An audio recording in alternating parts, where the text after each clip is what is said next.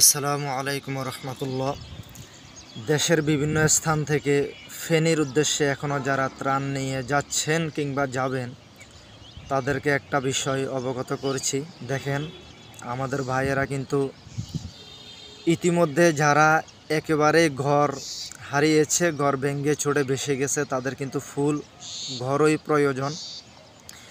এবং অসংখ্যজন এমন রয়েছে যাদের মোটামুটি ভেঙে ছুড়ে ঘরটা কোনো মতে আছে, কিন্তু তাদের ঘরের কোনো আসবাবপত্র আর বাকি নেই।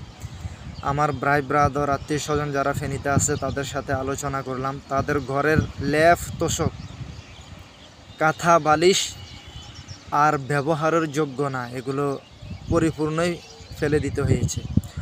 অনেকেরই ঘরের ডেকসি পাতিল রান্না করার মতো কোনো আসবাবপত্র বাকি নেই, সব বেশি চলে গেছে। তা আপনাদেরকে একটা বিষয় অবগত করছি, আপনারা ত্রাণের পাশাপাশি যদি ব্যবহারের কিছু পণ্য আসবাবপত্র বিতরণ করেন, মনে হয় আমাদের ভাইদের অনেক হেল্প হয়।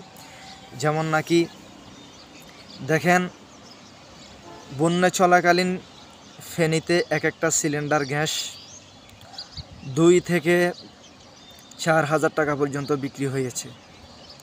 তো সে জায়গায় যেখানে পুরা ফেনীর আপনার লেফ তোষক কাঁথা বালিশ পুরাটাই পচনশীল, বুঝেন, 1 সপ্তাহ পানিতে এগুলো যদি ডুবে থাকে কী অবস্থা হয়, এগুলো ব্যবহারের অযোগ্য, ফেলে দিতে হয়েছে। তো সে জায়গায় এখন অতি তাড়াতাড়ি সবাই কিন্তু লেফ তোষক কাঁথা বালিশ এগুলো বানানো কিংবা রেডি করা সম্ভব না, দাম অত্যন্ত নাগালের বাইরে যাবে।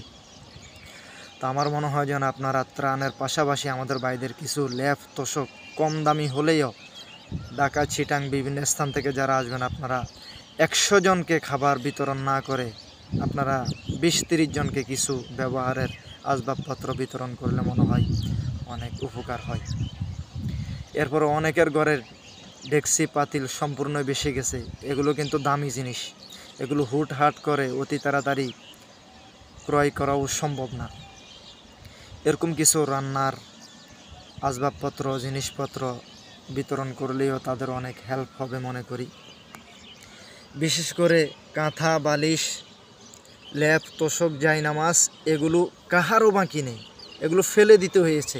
1 সপ্তাহ যদি লেপ তোষক জায়নামাজ কাঁথা বালিশ এগুলো পানির মধ্যে ডুবে থাকে, এটা কি অবস্থা হয়তো জানেন। তো আশা করি বুঝছেন।